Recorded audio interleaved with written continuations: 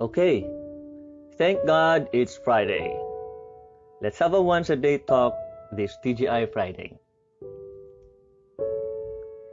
Sa kinabuhi, daghan ka matuuran. Daghan tag pangandoy apan daghan pod kakapoy. Daghan tag friends pero pipila ray true. Daghan tag gusto apan di ta ka mao. Daghan problema gapang abot makapangutana tag mag-unsa nako. Kadung na ba mo aning just do your best and God will do the rest. Nga sa kadaghan sa tuang problema, wa na'y problema. God will not allow you to be in a situation na dili nimo kaya. So, just do your best and God will do the rest. Nga He wants us maningkamot og ayo, and if dili na kaya, then ignon na nato siya. Imo na ning bilin Lord di na nako kaya. Would you agree on this? If you agree on this, sorry, but this talk is not for you. Why would we allow an almighty, all-powerful, all-knowing great God to just do the rest, and we, a creation of God, way below than Him, dependent on Him, trying to do our best just to solve the problems of this life? Now, if we have tried our best, then it went good, who gets the credit?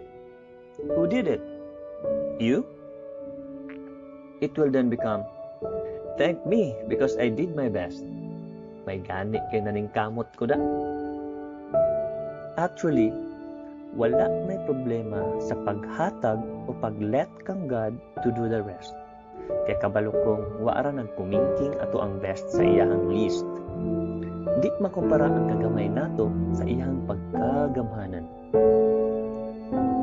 However, did we know that our God is a loving Father too?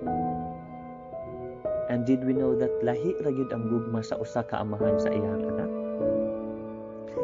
Di man nato mabati kanunay ang pagpalangga sa atua sa ato ang mga papa, pero kabalo gayud kita unsa ilang sakripisyo aron mapadako tang tarong ug matagan tag maayong kaugmaon. Imagine this, ikaw bata pa. Malingaw ba atong papa na kitay mobuhat sa tanang butang para sa ilaha?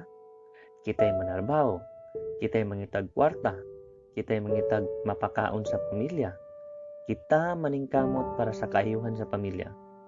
Dahil manawag ra dayon tas ila kundi na nato kaya. A loving father would not like to see his child suffer much for him. A loving father likes to do everything, suffer if needed, just to provide for his children. He will just say to you, ako na'y bahala na. Sama ra pod inana si God. Actually, labaw pa. Ang atong Diyos Amahan, usa ka amahan na way laing gusto kundi ang kaayuhan alang sa iyahang mga anak. Dili ba lami sa paminaw madunggan nato siya moingon sa ato anak, ako na'y bahala na. While we keep on saying, I'll do my best and I will let God do the rest, let's pray and try to hear Him saying, my child, let me do my best, and with this, you don't need to do the rest. Sometimes, we are just too hard on ourselves that we think we can do everything. And if we can't do it, we call God. Why not call God first? It's His joy to bless us. Always remember, He is our Father. That's all for now, friends. A once a day talk with you this TGI Friday. Thank God it's Friday.